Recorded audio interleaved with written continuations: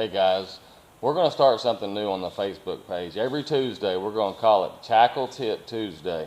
It's not always going to be about tackle. It could be about, boat or something like that. We're going to do some tips to maybe help you. And you're probably familiar with some of them, but I guarantee you're not familiar with all of them. And feel free to share them, tell your buddies. Just things that, a few little things that I've picked up over the years to make me more efficient. This is something real simple. We're going to start with something really simple that I've had guys in my boats, and I go to put it on my line. They're like, hey, what is that? This is nothing but a simple bobber stop. You just run your line through it, and you pull it up on your line, and what it does is it pegs your weight. And everybody, or most people in that bass fish now, we all use one above our weight whenever we Texas rig. I use one all the time whenever I'm flipping, but there's not many guys that use one below it like I do. Let me tell you the reason that I do that.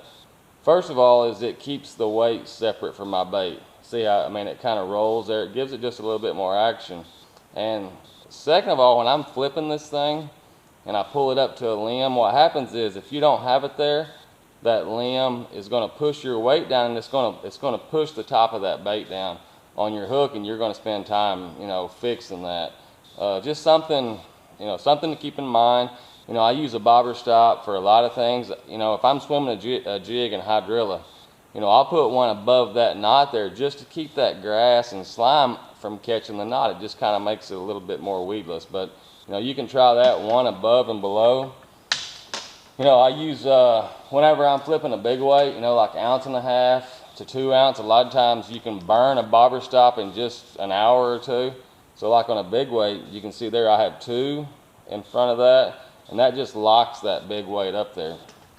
One of the cool things I do with it, and you can do a lot of things, you're going down a bank, you're practicing the day before the tournament, and you have, say, your favorite spinnerbait on, and you get a bite, it's a 5-pounder, and you're like, man, I don't want to catch the next one, but I don't want to cut my hook off, and I don't want to switch baits.